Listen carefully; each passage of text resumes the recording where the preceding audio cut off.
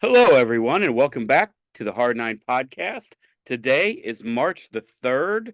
We are officially 25 days away from opening day, and the Cardinals still have zero spring training home runs. Yeah, not great so far. And by the time they're watching this, 24 days away from opening day. So that's exciting. Yeah, we're getting close. I was thinking about this today. I have spring break next week, so we know how fast that goes. So by the end of spring break, baseball is almost going to be here. So that's And exciting. and maybe they'll hit a home run. I would hope so, yeah. The most interesting thing today, and we're talking about infielders, so we don't need to get into this too much, but Victor Scott was set to lead off today for the Cardinals, batting higher than like Winn and Walker. So I'm not saying he's gonna make the team or even has much of a chance, but it sure seems like they're at least giving him a chance to force their hand, which is exciting. It sure does. This is the what is the we're already off to a start. Here we go. We are already off to what we did not expect to have. Obviously, last year, best team won the spring training championship. Shout out to the 2023 Cardinals. Worst year in 15, 20 years, whatever it was. Mhm. So maybe now, as we are one of the worst baseball teams in spring training, maybe it's the reverse effect heading into Sonny Gray's opening day start against Yamamoto in LA.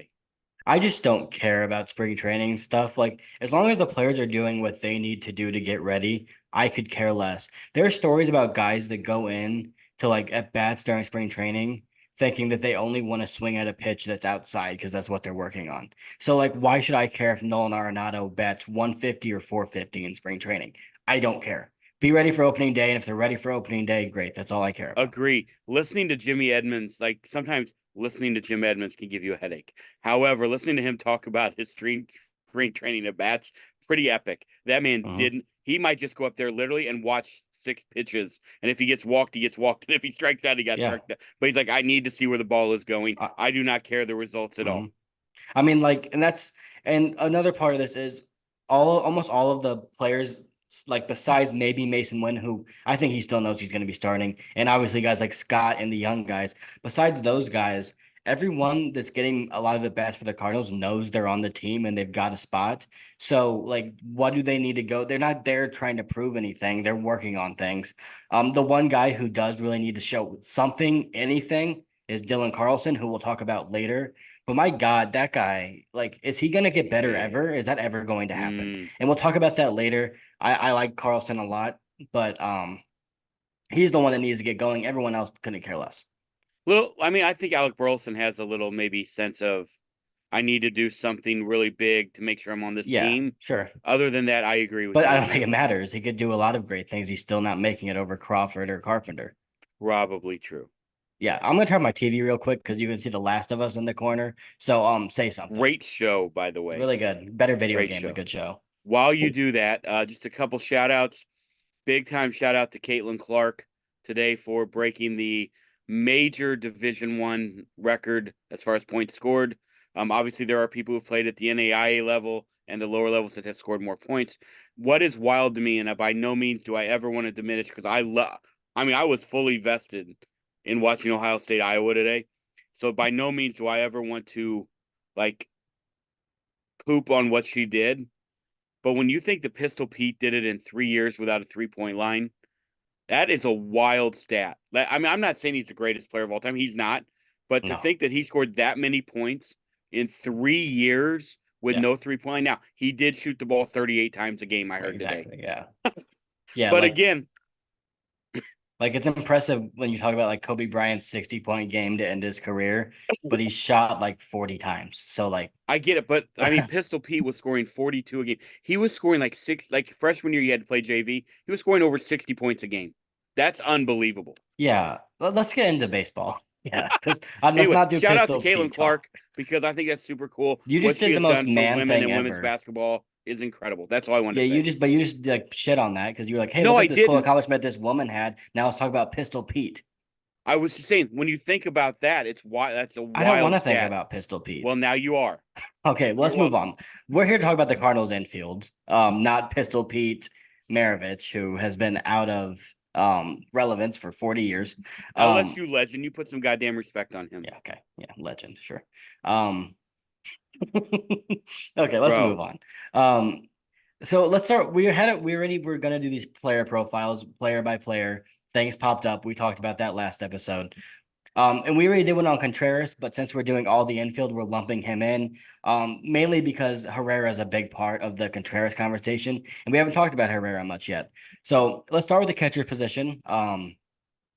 We already talked in depth about what we expect from Contreras. Go watch that video. I thought it was worth watching. But for me, the most interesting part about these two, like they're going to produce well. I think they could be one of the best catcher tandems in the league, offensively at least. What do you think the timeshare is going to be here? Do you think it's going to be 60-40? I doubt it's 50-50, but I mean, it could be if Herrera shows up. What do you expect? I think right off the bat, we're looking at 70-30 for What would Wilson. I that really be? do. Would that be 110 starts for Wilson? Yeah, I think so. Somewhere in that area. He's never If done you're that in doing his career. 100 starts, then what is that? 10 out of I would, 16? I'm not great at I, math. Will you tell me? 5 so, out of 8? What are we looking so at? I mean, 60%? yeah, right around that. So I think a So 60-40 makes a lot of 60-40? sense. I wouldn't even be surprised if it was 91-71. That wouldn't shock me. But you got Hold to on. bake in some injuries as well. 91-71. What is Illinois math teaching you? That equals 162. Oh, I was in my So mind my math is percentages. doing my math pretty good Okay. actually, I apparently. was going Um, percentages, no, so I was so no, like confused. 91 games, 71 games. Got But we you. got to bake Got in you. like some starts from Pedro Pajes, who will probably come up at some point. Like there's going to be injuries and things that maybe keep guys out for a week or two. It's going to happen. But I think just like looking at it, Wilson getting to 100 starts is probably a really good thing. It means he's playing well defensively. But I also think like you might want to get Herrera more than 60 starts, right? If he's playing well. So I don't I think know. six. Don't you think 60 starts for your backup catcher is a lot of fucking starts? I mean, Yeah, it is. 25 weeks, that's 2.5 a week. I mean, what? That Yeah, but seems like don't a you think lot the to me. benefit of having such a good backup catcher that could look if they didn't have Contreras, he'd be your everyday catcher. Like, and they'd probably feel fine moving forward with that right now. Just because of how he played in AAA last year. Don't you think having a backup catcher that's as good as he is kind of allows you to let Wilson not, kill himself by being behind the plate 5-6 times every week? It does. Let me ask you this. Do you think there's a world where there's someone in the Cardinals brass who is saying, "Oh shit, we didn't see Herrera advancing and progressing this quickly, and we could have spent that 20 million a year on fill in the blank." Yeah, for sure. And I Okay. think I think if they thought Herrera was going to be who he became last year, they wouldn't have made that move. But they didn't Yeah. see that. Like think about coming into last offseason, they were saying, wow, we really need a catcher. That's our number one priority. You know what they weren't saying? This offseason, wow, we need a shortstop because they believed in Mason Winn. So Right. yeah, I mean, I think that's just a logical thing to Yeah. come to. But I also there's nothing wrong with one, I don't care about the money. Mildewitz No, paying me it, he's neither. doing fine. And two, it's great to have two really good catchers. Look at Sean Murphy and Travis d'Arnaud in Atlanta. It's a luxury. And even the year before they had William Contreras and Travis d'Arnaud. So having two catchers that can go every day is a luxury. And if one of them gets banged up, then you have another guy that can play five in a I row and you're mean, fine with it. you saw it in Texas last year with Heim and Garver. Like Garver was Well, Garver, I DHing a don't think lot. Garver ever caught I last get year. it, but what I'm saying is that was two catchers on your roster You meant to who say were Austin playing Hedges. a majority of the time. Yeah. Obviously Andrew Kisner there now in Mhm. Texas, but yeah, I think it's going to be interesting. They keep talking about the depth at catcher. You look at Pajes, you look at obviously your guy Bernal, that's your boy, Jimmy Crooks, and who's the other guy at AAA that I'm miss like that we saw Raposo. it, huh? Raposo. Raposo. We saw him at Peoria. Like so, you look at that. I mean, there is a lot of depth at that catcher spot, defensively especially. Yeah, it's depth for like the future, but like Bernal and Crooks, they're not anywhere close. Pajes is close. Like, well, he's not even close. He's ready. Like he could be a backup today and be fine, Correct. probably. And Raposo, like I don't know much about him, honestly, but he's a guy that's there that like if you need mute your mic for God's I'm sake. sorry. If you need someone, he can be a fine backup and catch a game or two, a la Austin Romine, who was a Cardinal once, don't forget. Yeah, agreed. I think obviously if you're the Cardinals, you have to look at the catcher position and think that is a plus plus. I Like I think so really do. too. And I know there's a lot of questions and there are a lot of people on the Twitterverse who do not love Wilson's defense. And I understand it. It's Please fair. let me I understand it. However, I also don't think it's as bad as a lot of people try to portray that it is. I'm not saying he's Yachty. Hmm. No one's going to be Yachty. We have to stop. Like it's hilarious to me. You listen to these shows on ESPN. Everyone wants to compare every young quarterback to Patrick Mahomes. There's one fucking Or Patrick Tom Mahomes. Brady. Right. And everyone now wants to compare every Cardinal future catcher to Yachty. There's been one Yachty in my lifetime. One. Yeah. And there will never be another one, probably. Most likely, the odds are going to say.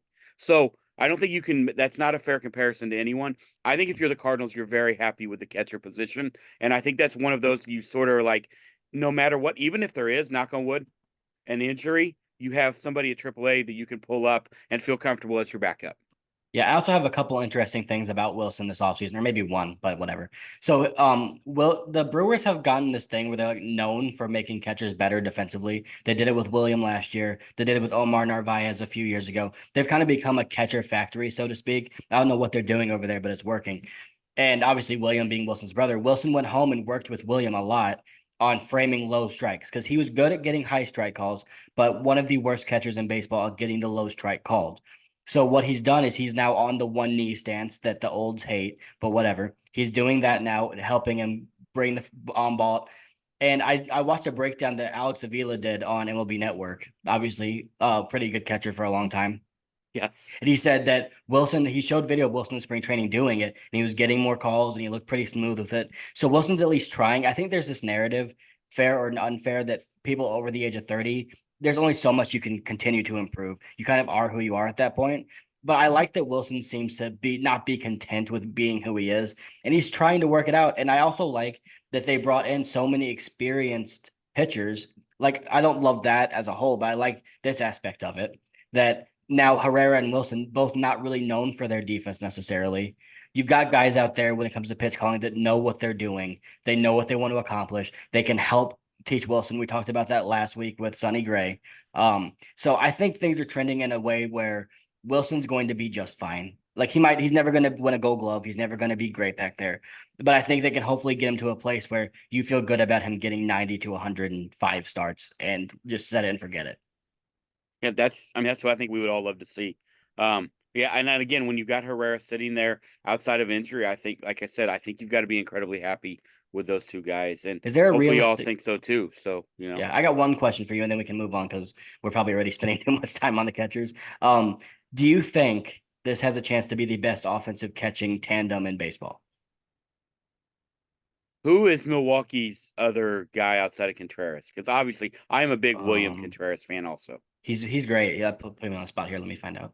I think that's they okay. signed And then somebody. is Darno still in Atlanta with Murphy? I mean, that's Yep. pretty damn good. Eric Like, Haas and Gary Sanchez. yeah, okay. Haas never been a like Gary Sanchez. I mean, Yeah, but he can't could catch. be right. Yeah. I think it's got to be one of It'll them. be top. It could be top 5, right? Who's Easy. out there in LA with Will Smith? Because obviously, I'm a big Will Austin Smith fan. Barnes, who's was the Yeah, worst hitter in baseball last year. yeah, but he's just like the guy out there that they Yeah, love because he but he can't works hit. great with his pitchers. Yeah, he's literally AJ Yeah, Ellis yeah, reincarnated. agreed. Yeah, I do think so, and I'm really intrigued to watch Herrera play this year. Like at the role, I hate the fact that he's not playing almost every day. That's so hard for No a young catchers catcher do to though. do. It's just so No catchers hard. play every day. Yeah, I mean the one But who you know plays what the I mean. most is He's like, playing less than half the time. yeah, I get it, but it might not be. Like, we'll see. Like, there's a world where he starts more games than Wilson Contreras, whether that's because of injury or because, once again, maybe like I've said this a couple times. I do blame the pitchers heavily for what happened last year and for him getting benched. I think they were being whiny. I think a lot of them have admitted that now, including Michaels and Flaherty, that they probably shouldn't have handled it that way. But I also think two things can be true. And he was doing something that was so out of the norm for those pitchers that they said, we can't deal with this anymore. It's hurting us. Like, I do Yeah. believe there was something. I don't know what it was, but I think he figured it out. They said they were happy with his second half and how he kind of adjusted. But there's a world where Herrera plays a lot, whether that's because of an injury or it's because he's just hitting really well and you have to find a way to get his bat in the lineup. But we'll see how it all shakes out. But I like having those two options a lot. I'm that's least of my worries, to be honest, right now, where we sit in March the 3rd, is the catcher position for the St. Louis Cardinals. Yeah. So let's move to first base because there's a lot of things I want to get your take on here. Obviously, the guy, over my shoulder here is going to be your starter, 2 years removed from a All-Star. Last year, 820 something OPS, I believe. I could Right be a little around bit that, off on yeah. that, but it's in that He was area. 20% above league average. I know Right. that. So yeah, there we go. I I am so intrigued with the Paul Goldschmidt St. Louis Cardinals thing this year because one, it feels great to have that guy there at first base, anchoring the middle of your lineup and anchoring you defensively at first base. Mhm. But I just think that there's two schools of thought here, and I want to get your take on this also, because obviously this adds into the take of what is Paul Goldschmidt in the future. I I just think that if the Cardinals or are in it, which we believe they will be, but Mhm. who knows, It that should if be. they are in it, that leads to you have to give Paul Goldschmidt an extension. I think Mhm. that's the way that has to go. But Well, if we have a year like last year, I mean, I think there's a strong school of thought to think that Paul Goldschmidt isn't a Cardinal come August of 2024 if they're out of it. that shouldn't even be a conversation. If they're out of it, he should be traded. Agreed. Like that shouldn't even be a question. Like if they're out, if they're in the all identical situations to last year, he should be gone, and probably so should Arenado. We can talk about that later. But I don't think that's going to happen. I think they're going to be in it, and I think if they are in it, that probably means Paul Goldschmidt's playing well, which probably means you can extend him. I don't think they're going to extend him. I think they're going to re-sign him in the offseason. I think a la what they've done with Yachty and Adam Wainwright multiple times. I think they're going to go into the offseason. They probably work it out before the technical free agency period actually happens. There's that like 3 day window where teams can negotiate. It's what Edwin Diaz did last year with the Mets, before other teams can even talk to him. I kind of think that's how this is going to go down, but that's getting ahead of it a little bit. Here's one thing I want to talk about because he had a down year for Goldie standards, which was still, like I said, well above average, still a really good first baseman. Um, Here's something I want to point to. All right, his baseball savant numbers, if you like baseball savant, better than last year. He had a higher xWOBA, which is weighted on base average. And he had one of the biggest differences between his expected numbers and his actual numbers, which is telling you he was still hitting the ball incredibly hard. 93rd percentile in hard hit percentage. So top 7% in the league. Barrel percentage still really good. Exit velocity great. Expected slug was in the 90th percentile. Like, and he slugged like one of his lowest slugging percentages of his career, but he was expected to slug way better than that. And also his range was still 81st percentile from the first baseman. So those are all things you'd look at if you're expecting players to be on the decline heavily. And he was very good in all of them. He's in great shape. He's not your normal 36-year-old by any means. Like, just look at the guy. He does not look like 36-year-old Matt Carpenter did, right? He looks like the same as he did 4 years ago. I'm expecting him to still be really good.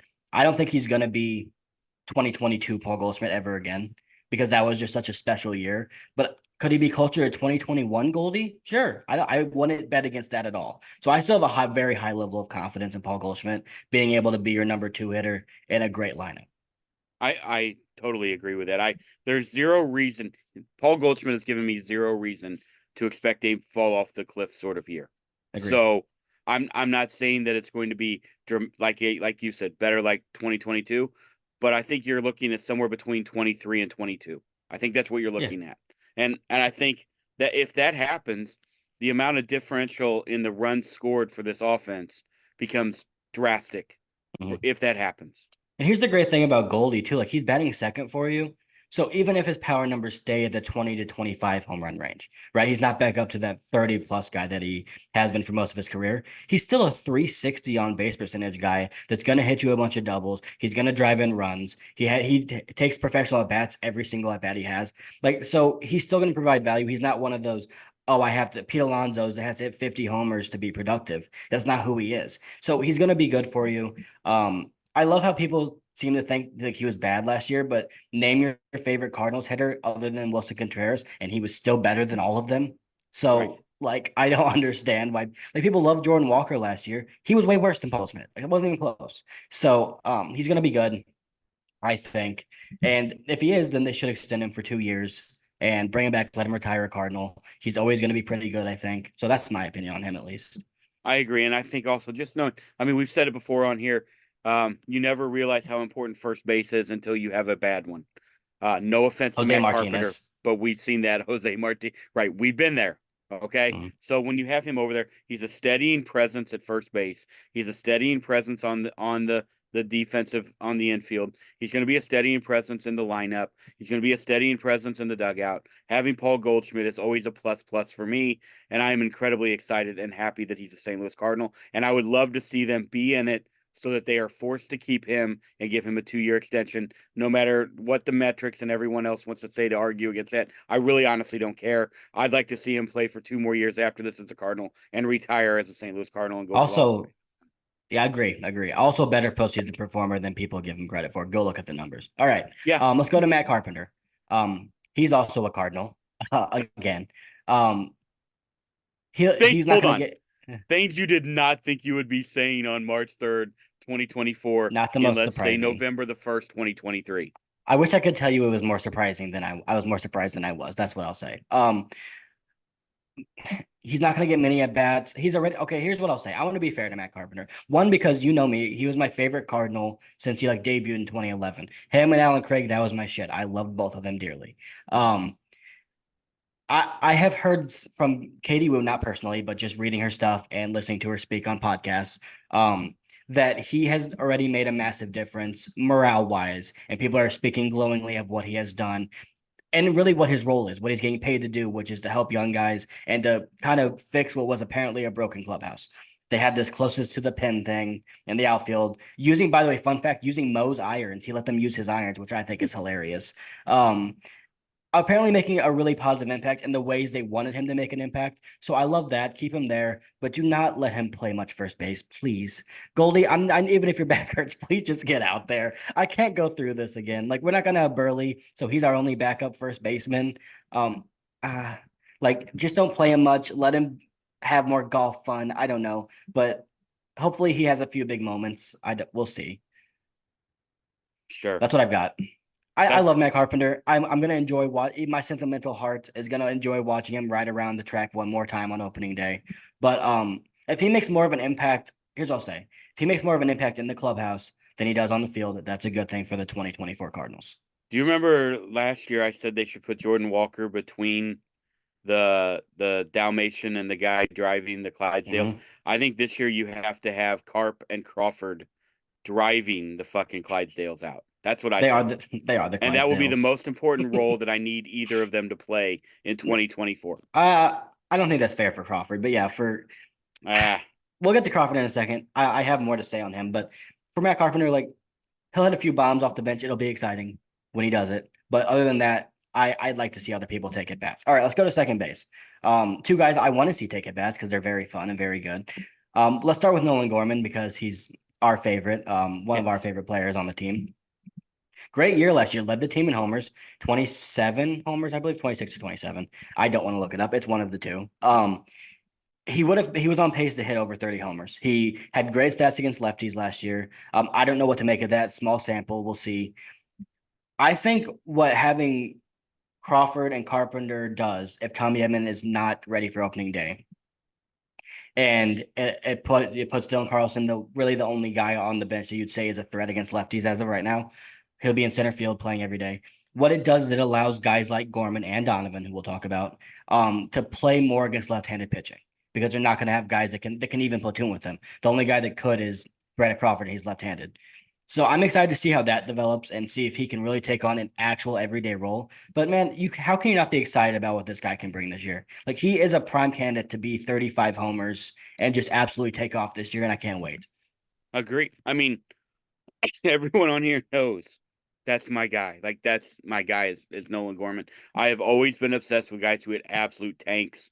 Adam Dunn, Nick Stavanoa, like the list goes on and on and on. So Nolan Gorman, a young guy who, and also here's the thing that I think a lot of people don't understand. I see this being portrayed out there is that Nolan Gorman isn't good defensively. I don't think people watched how much better he became last year at second base. By the way, guys, a position he had never played until the major leagues. Mhm. I mean, well, okay, he played a little bit of He AAA, played in maybe. AAA for a Okay, year, there yeah. we go. But that's whatever. So He still professional wasn't. baseball. My apologies. But yes, a guy who would play third base essentially his entire life and then moves to second base. Not an easy switch. Completely different side of the diamond. I don't care what anybody tells you. It's not an easy switch. And No, I it's thought completely that different. what we saw from Gorman he made incredible strides in my mind defensively. And I think as he Mhm. becomes a little more comfortable in that position and in that role, I think you also maybe see that translate over to the offense. I agree with that. I'm not going to accuse him of taking his offense to his defense and vice versa, but it's natural to do. Like I can't say for a Agreed. fact he was doing it, but it is like everyone knows. Like when you're in a bad mood because you made an error, like that's just going to affect your mood. Is how it is. I agree. The interesting part about this conversation, and this is where Donovan comes in as well, is how much he's going to be playing second base. Like I think the interesting part of this is if they're both, let's say they have the starting nine out there, right? It's their normal everyday lineup. No one's a third, goalie's at first. You have all the outfielders out there. I, I wouldn't surprise me if Donovan's the guy they stick at second. But we knowing how they like to use their DH with Goldie and Nolan, knowing how they like to, mix and match in the outfield at times, it wouldn't shock me if Donovan is moving around 3 or 4 times a week to some other position, and Gorman's playing second base on those days. So you're seeing like both of them play every day, but maybe splitting 50-50 the second base duties. That wouldn't shock me. Um, so I do think that conversation is interesting, but I don't really care. They're both going to be in the lineup, and that's really what they need is both those bats Agreed. in the lineup every single day. Do you bat these guys first and third? Is that where you're putting them on opening day? I think I'm so intrigued to see what this lineup looks like on opening day. I think I know Brendan what it's going to Donovan look is like. is probably my leadoff hitter. I know Yeah, there's a same. lot of thought for Lars Nootbaar, like in that spot, but I Mm, think I think there's a lot of ideas that Lars will hit third, and that I makes think so too. Gorman your five hitter. That's It kind makes of him what your I think, or six your hitter. six hitter.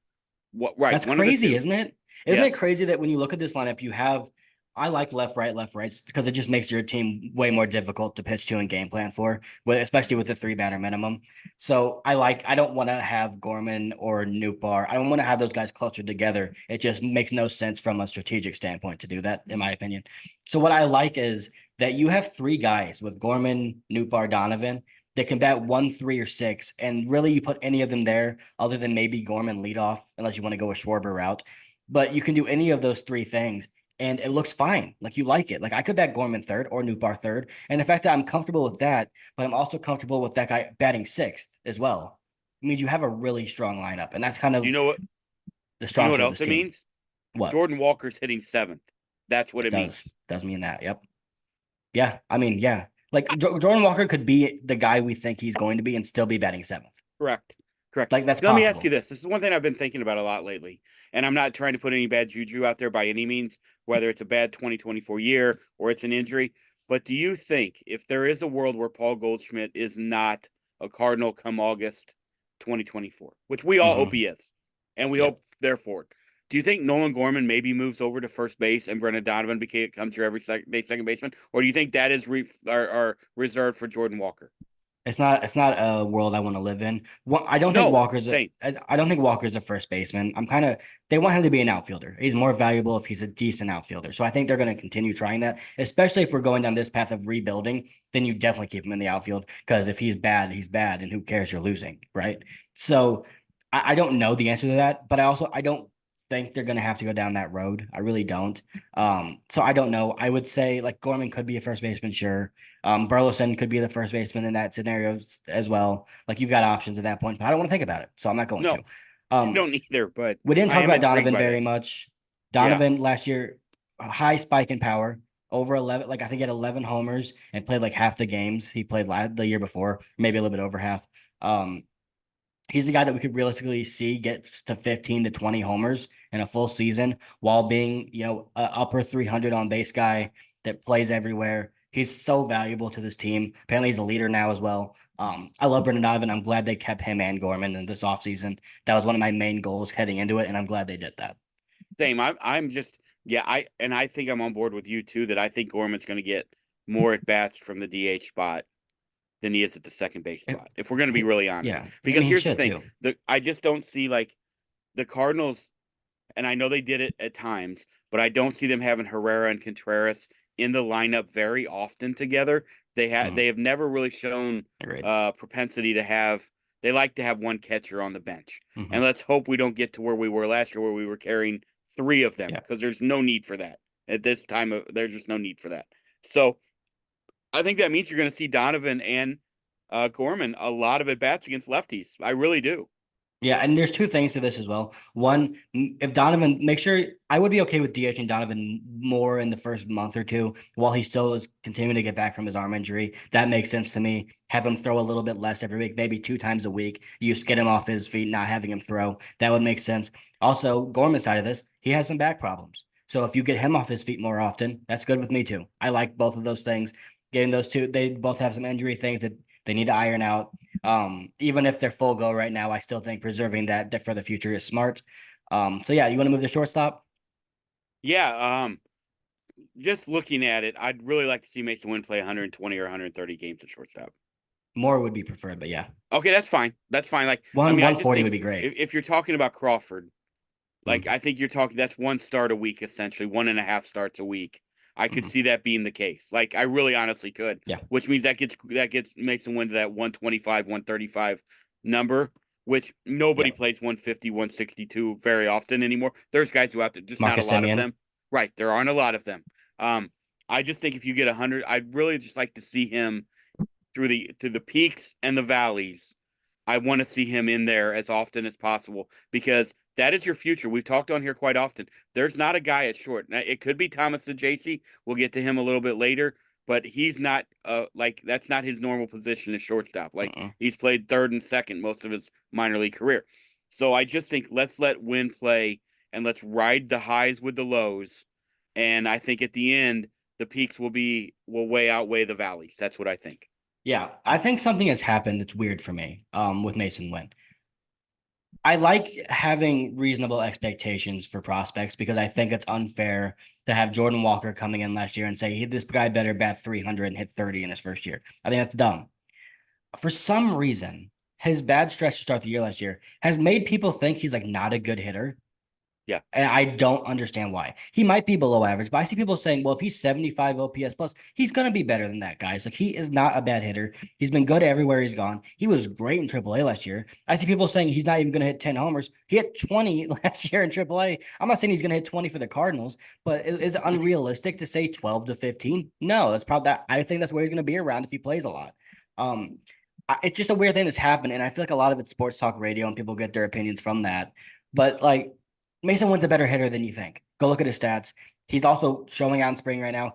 I think he's going to surprise people offensively. And that's not me saying he's going to be a 115 OPS plus guy. I think he'll be right around league average. But I think that to some people would be surprising. And I don't know why. So I'm It high on Mason Wynn. I think he's a great fielder. His raw skills are incredibly exciting. And he's a better hitter than people are giving him credit for. it's always amazing to me, those people who you were talking about, how they forget how hard this game is. Very hard. And at the major league level, as a 23-year-old, 22-year-old, 21. 21-year-old, the problem is we were spoiled by Bryce Harper and Juan Soto Bryce and Harper Ronald wasn't even Acuna. that good in his first full year in the minors. You just don't ever say that He again. was like right. He was like only 10% above league average in his second year. I Like get it, still but you really know what I mean. good, but he wasn't Bryce We've Harper been yet. spoiled by those guys, Right. Juan and there's Soto's, only a yeah. handful. You can name them on one hand. Yeah. So It's like that's the Acuna and difference. Soto and Trout and like Manny Machado. It's very few. Agreed. Yes. Like and but Michael my point is Harris. like I yeah, right. I mean Michael Harris is incredible. I just think he's not going to be amazing offensively, most likely, but he's gonna have stretches, I think, where it's like, wow, he's one of your best hitters right now. But keeping the 9 hole the entire year, unless Victor Scott's up, then you can make it movement, maybe move him up to 8.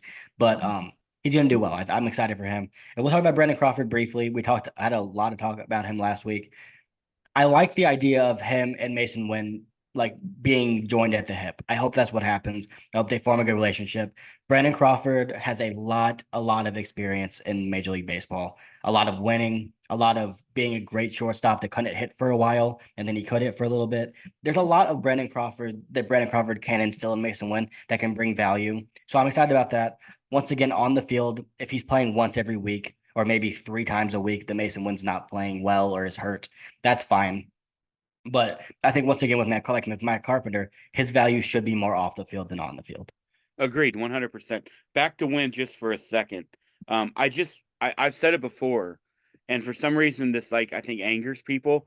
But if he is an Andrelton Simmons type, I mean, you, I thought Anderson Simmons was going to be a Hall of Famer for the first half of his that's what career. I'm saying. Like I feel like when you say that to people, they're like they get frustrated. I don't think people realized how good Andrelton He Simmons was was. incredible. He was like Ozzie Smith for like for the 10 first 10 years, right? years. Yeah, And he hit fine. He wasn't gonna he's fine. be an top of the league hitter, but what he did was great. I think if he is in that category, I think the Cardinals have something incredibly special. And Mhm. he's not gonna be Correa. He's not He gonna be might be Lindor. though. Like that's I the mean, thing. We maybe don't right. know. I'm He not has that as potential. of right now. He That's not probably his won't be. Yeah, profile. he's probably not going to be. I mean, to be Correct. fair, his profile right now is exactly what Lindor's profile was when he came up to the major leagues. So we Okay. don't know. That's the real answer here. I don't think he's going to be Lindor. People forget Lindor's going to be a Hall of Famer, dude. Look at his career. He's amazing. Like he's so good. But people don't even understand how good Lindor is. I feel like he's incredible. So no, he probably won't be that. But I also think let's just watch the kid and see what he becomes, man. Like that's what I kind of Agreed. want. Same with Jordan Walker. I don't know what he's gonna do defensively this year, No. but I'm gonna watch and find out, and I hope it's good. Yeah. It could be great. We'll see. I think you're going to have a few hiccups with Mason Wynn, like you have with every Mhm. young kid. But I think, man, you're going to see some plays that are like not a lot of guys in the game can make I that. mean, yeah, one of the things I'm super excited about is watching Nolan Arenado and Mason Wynn on the left side of the infield. Like that is so exciting. You want to talk about fixing an infield and making it better? That's how you do it. And even like And with Arenado, who's getting older and his range, like he still has great range, but it's going to continue to get limited. Like father time always wins. We saw that last year with Wayno. Guess what? He's gonna have to worry about less having Mason Wynn as opposed to Paul DeYoung next to him, moving to his left as much. So that might even be a situation where you say, okay, Nolan, move to the right a couple steps because you don't need to cover nearly as much ground over there. And things like that help. And that's what an athlete like Mason Wynn can do on your infield because he's so dynamic and does so many things that no one else can do. I also think just get if he's hitting eighth or ninth, whatever it is, Mhm. if he's getting on base, the speed that he brings on base, like just everything is going to create havoc, like for not only just the pitchers and the defense, but it also opens up so many opportunities for Donovan when you get back to Donovan and Goldie at the top of the lineup. Mhm. I just think those things are things that we don't talk about enough. And I felt like last year the Cardinals didn't use the running game as They much as didn't. so many other teams. And I'm really hopeful that when you look at Tommy and you look at, I mean, Donovan can run. I mean, I'm not saying he's fast, but Goldie had he 10 can, stolen bases last right. year. And you look at those guys, like let's start utilizing the running game a little bit more to manufacture some more runs and at least put pressure on the defense. Yeah, and I think a big part of that, we talked about this, I remember a month or two ago, is having pitching that doesn't get you behind in games all the time. Right. Like it's harder to use the running game and risk getting out when you need every out you can have because you're down by 5 runs already. So just having that stabling presence and the rotation that honestly we don't know if they have that yet or not. Hopefully they do. We'll see if it works. But if they do, then you're looking at they can run more often. And it's exciting to have guys, athletes like Tommy and Wynn at the bottom of your lineup and later on in the year, maybe it's Scott and Win. Like maybe that's what ends up being. That's super exciting as well. So I do like that aspect of it. It's going to give Goldie more RBI opportunities. Just having a guy that if he hits a single, it's Absolutely. basically a double. Like that's exciting. So that is fun. All right. You want to get to Nolan Arenado, Yeah. the Yeah. man Well, of the okay. hour? I'm intrigued to see. Last year, obviously, a down year for Nolan. And Mhm. if you look at his metrics outside of 2021, like, or 2022, sorry, like his years here haven't been what we kind of were hoping for Mhm. offensively. Like, there was a lot of talk of people when he left Coors, there was a lot of question marks. Mhm. Some of those have popped up and reared their ugly heads offensively at times because of the Busch Stadium. We've seen a lot of balls in Coors would have been out. Oh Bush are yeah. caught, right? A lot. Mhm. Um, I am highly anticipating a scorched earth Nolan Arenado 2024 season. Like, that is what I'm anticipating. And honestly, if it's anything less, then I'm going to be highly upset about that. Yeah, I think he's going to be one of the best players in baseball this year. I think you're looking at like I won't ever doubt the human Nolan Arenado. There's certain guys with their competitive edges that you just don't bet against, right? Like back in your day, it was Michael Jordan, guys like that. Today, it's Arenado, it's Jose Altuve. I won't bet against those guys. I won't bet against Justin Verlander and Max Scherzer, even if they're 55 years old. I'm not betting against him. I won't do it. So he's one of those guys for me. And yeah, he's pissed off, and we heard all that. I get it. And that is part of it. Like excited to see what a pissed off Arenado looks like. One of the things to me is I don't know if I love that because when he gets really into his feels, like it gets bad. He gets worse. Because He really presses when he gets in his feels. So hopefully he channels that into a positive way. But he's lost some weight. He looks in the best shape of his life, like everyone in spring training always does. But I am excited for it. I think we're gonna see a return to MVP caliber Nolan Arenado because I don't believe he is done. Like his prime is No. not over. I don't believe that at all. I think he's going to be one of the best third basemen of all time when his career is over, and I think that's just going to be a speed bump. That's really what I believe. And I also think even more so that we're going to get it offensively. I think you're going to see that bounce back defensively. Last year, it Yeah. just seemed like there were a lot of lulls. I'm not blaming him. I'm just saying it wasn't your like we. That's the problem. You get spoiled by watching him make plays that Mm-hmm. nobody else in Major League Baseball makes, outside of maybe Matt Chapman. Right? Nobody else makes those Brian plays. Hayes, but yeah, Sure, but he never plays. So whatever. he won a Um, Gold Glove last year. Respect him. okay, fair. Whatever. My point is, I just feel like those are the ones that we get used to and we take everything else Mm-hmm. for granted. I think you're going to see that bounce back this year. Yeah. I'm hopeful because it just didn't make sense. It felt like it was just one of those outliers on a radar that does not make sense, almost a UFO looking thing. So if you were to look at his trajectory career wise, last year just didn't make sense. I He's think you're going talked to see about him that. come back to Yeah, what he go ahead. normally does. He's talked about that a lot too. And he said, like, it was the first half was really not great defensively. Second half, he was back to himself. But he talked about that. He said coming into the year, he's been having this lingering back thing. And he was like, I'm going to try and preserve my body early in the season. So I'm going to take less ground balls. Makes sense, right? Take not as many. You think he can be okay with that. And he said he just got himself out of his routine and he just didn't feel natural out there. So he's gone back to what he used to do. And he's trying to go back. And it worked in the second half. So I have no reason to believe he won't continue it. I think it was just a weird year for everybody. Morale was awful. And we know Arenado burns hot. And we just talked about it. Sometimes when he burns hot, it's not the best. Like we see him in the postseason when he's all amped up, doesn't always look great. It looks weird. So I do think part of that was like Nolan took that harder than anyone, it seemed like last year, the way it all went, especially since when they were really bad, he was really bad. So it just feels like a lot of it falls on your shoulders and he never bounced back. But I would be surprised if he's not a top 10 MVP candidate this year. It would surprise me. As an athlete, you know how it is when you get off to such a bad start, whether as a team or as a player. It feels like you're constantly swimming upstream and you can just never get it back to normal. And it felt like that was what Nolan did all year, defensively and offensively. He was trying to go 7 for 7 in games where he'd come off of an 0 for 4. And you know as well as I do that you just can't do, you can't look at it No. like that. And then he was trying to make every play defensively because he felt like if I don't make it, nobody else is going to make Mhm. it. And I'm hoping maybe the Mason Winn effect and just the calming effect of everyone who's had a year under their belt at second and short everywhere else will really help him. I am intrigued to see when they go to those Nolan DH days, if it's Gorman, if it's Donovan, and just Donovan. to see what they do over there at third base and see who gets the backup reps to Nolan. I am really intrigued to see how that works out. I hope it's Donovan.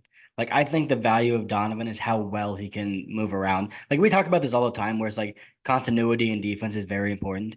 But also when you have a guy like Donovan who he can play anywhere, Tommy's similar, and he's gonna be like it's gonna be like he's played there for 15 straight days if he goes to third base for one game out of a week.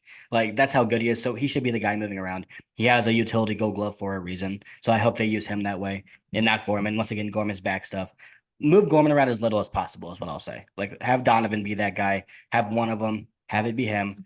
One thing about Brandon Crawford we didn't talk about that I think is interesting is Tommy Edman. No, because he could fit into this infield mix. We haven't talked about him. He's going to be the center fielder when he's healthy.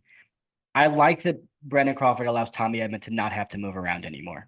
As good as Tommy is at that, if you truly believe he's your best defensive center fielder, which just from watching him, like he was, and his metrics say the same thing, let him play center field.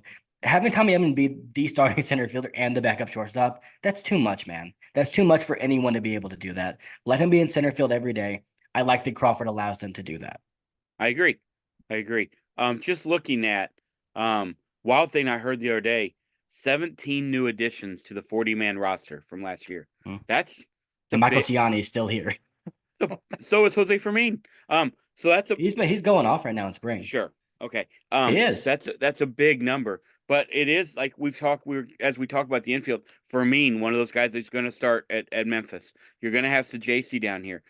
You're going to have Prieto. I'm intrigued to see where they play those three guys. They've really talked about JC playing short.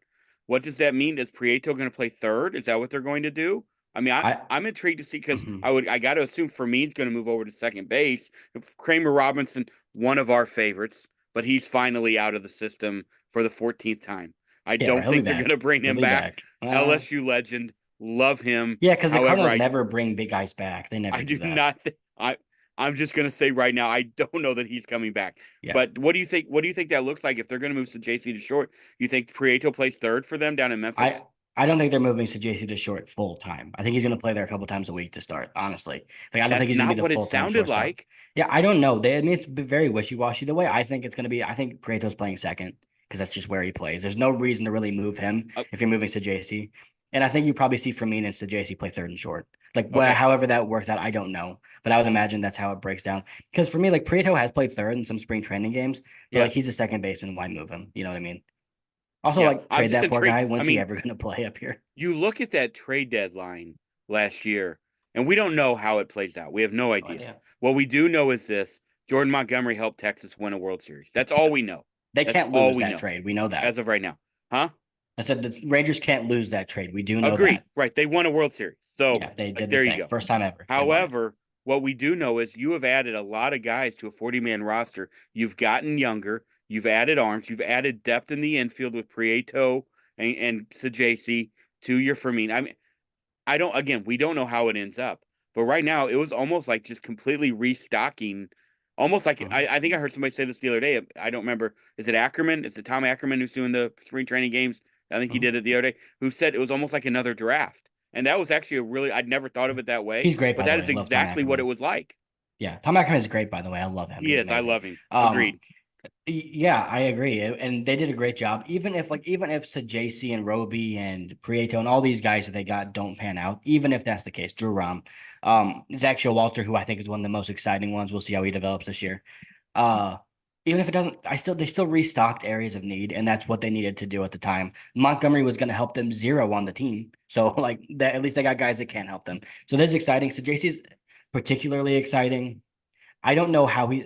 The thing that worries me about him, I don't know how he's ever going to have a full time role on the St. Louis Cardinals. Like I don't either. unless all hell breaks loose and we do trade Arenado and Goldie, and it's a full on youth movement, which by the way would be tough to do because all these young guys are now accruing 3 years of service time because they've Right. been here for a while. Um, it's gonna be that's the only way, but you never know, man. Things shake out weird. I never thought Tommy Edman was gonna become an everyday player, and he did. So we'll see how it shakes out. But I like And you and CJC I a have lot. talked a lot about how there's not a lot coming up the pipeline at the infield position. No, So to not a lot. add a Prieto and to add a Sajasi, who are already you can pencil them into AAA. Mhm. I mean, those guys are literally like a knock away. Like Yeah. that's we didn't have that. Otherwise, you were looking at Jose Fermin and Taylor Motter. On different teams, they could easily be starting opening day on the team. Like on if they were on the A's, they could be on the Yeah, team. Like there's yeah, no doubt and about it. You hitting know what I the mean? top three. No, the A's top three is kind of good actually, but we won't talk about that now. I Well, they like got Zach the really Geloff. fast guy, Brent Rooker. Those are the two guys. Well, no, Zach Geloff's really good. Ryan Noda is really good, and so is Shea Langoliers. We don't need to talk about the A's, but I like all three of them. Um, yeah, I like the depth they're accruing. I think Brandon Crawford helps them tremendously just from the shortstop position to have a guy that can go play there. They didn't have that. Even if JC is working his best to try and become serviceable, a la Paul DeYoung, who became pretty good when they gave him that opportunity All star. in AAA. Yeah, once. He was an I'm all-star because they felt bad because the Cardinals had to have an all-star and everyone else sucked. But yes, that did happen. Um, Either way, like he wouldn't way have to ever been ready devalue to. Paul DeYoung. He did that to himself, didn't he? He's on the White Sox. He's an all star. He will. Yeah, he was an You all didn't have star. to put some sort of variable on it, Okay, Michael Lorenzen was an all star last year and still unsigned. and had a 4 ERA. Either way, he had a 4 ERA at the all star break, and he was an all star. I don't know what to tell you about that.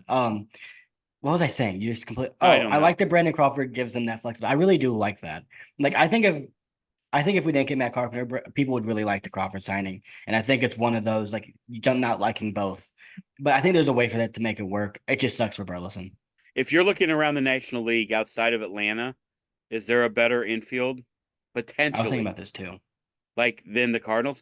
I by the way, watching the Cubs game the other day, and their announcer said Dansby Swanson is probably the best overall shortstop in baseball. What are we Overall doing? or What defensive? is what has happened? No, overall, what has Yeah. happened to journalism, Caleb? You're in the program. Can we make this stop? What has happened?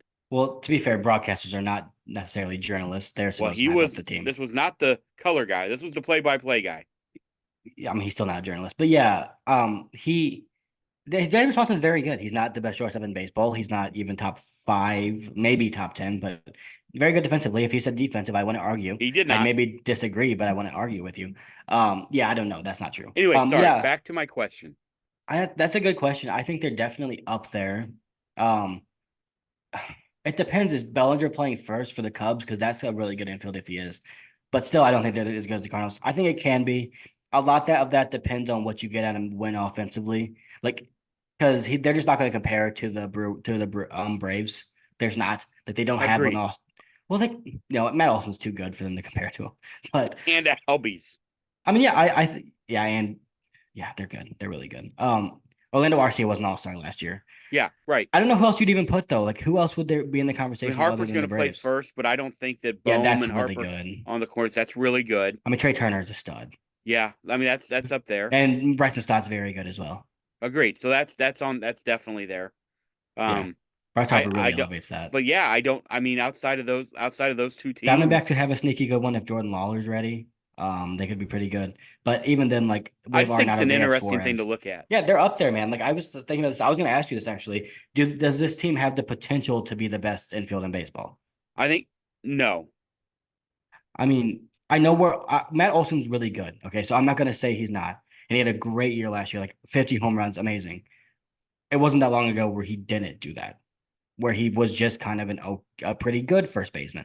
So is there a world where Goldie outperforms Olson? It could happen. It could happen. I don't think it will, but it could. Is there a world where Arenado outperforms Austin Riley? Last year I said he wasn't even close to Arenado, and I got bullied by Braves fans. I was wrong. Sorry. Second base, like Albies is really good, but I still would take the combination of Gorman and Donovan over him, I think. And yeah, Mason Winn and Orlando Arcia, like, could he return to the mediocre Arcia we've seen for 8 years? Yeah. So I there's a guess. world. Yeah, I mean, I don't think it's going to happen because even then, like you're talking about the Astros, who have an incredibly accomplished infield. and Baltimore Um, potentially if if Jackson Jackson's. Holiday is good, yeah. Yeah. But their first And baseman is Ryan Mountcastle, so that really brings it down. Like I why do think why are you so negative on some of these? Ryan Mountcastle's a hell of a player. it's not that. I'm saying if you're going to have one of the best infields in baseball, your first base spot has to be like a masher. It has to What be a Matt about Olson, Paul Goldschmidt, and he's not that.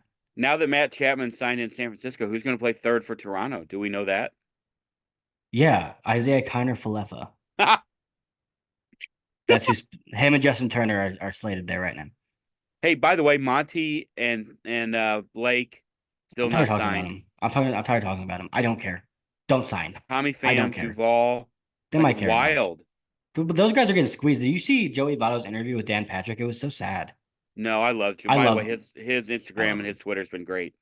Did you see the video of him putting the shopping cart in the middle of the thing and Yes, said, until I get signed, I'm not putting it away. I'm leaving him. Yes, yes, And you it's know with Joey, I fantastic. guarantee you right after he stopped filming, he put it away. Like he probably did not actually Just keep feels it like there. he should be on that Reds team this year. It really does. He should be in Toronto, dude. Why is he not Yeah, platooning with Justin Turner? I agree. That's a really good point. Yeah, Someone explain to me why they lost Brandon Belt, who, by the way, also unsigned. He could be playing in I a lot of know. places. He's still very good. Yeah, it doesn't make any sense. It sucks. I hope he signs somewhere good too. I don't hope he signs somewhere with like I don't want him to be on the A's or something like that. I hope he signs with a French playoff team, like even like the Mets, dude. Like they don't have a DH. Sign him.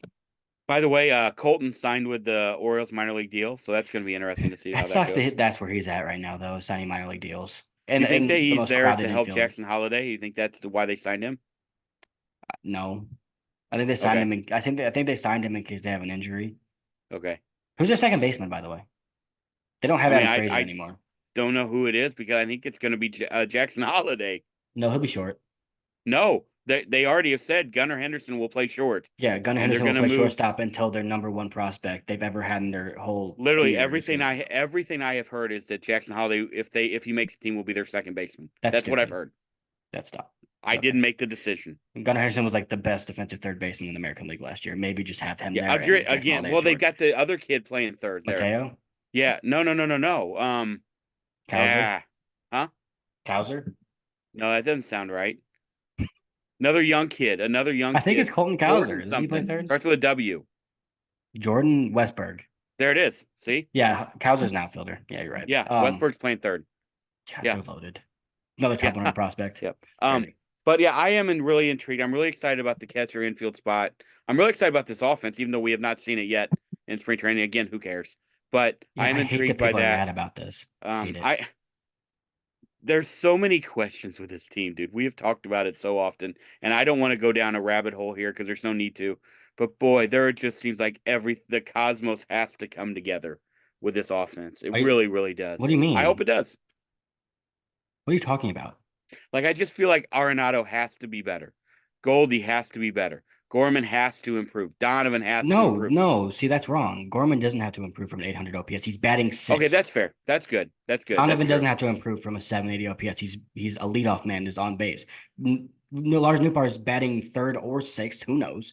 Wilson Contreras was at 825 OPS as a catcher. Mason Winn doesn't. He's batting ninth. Who cares? Same with Tommy Edman batting eighth.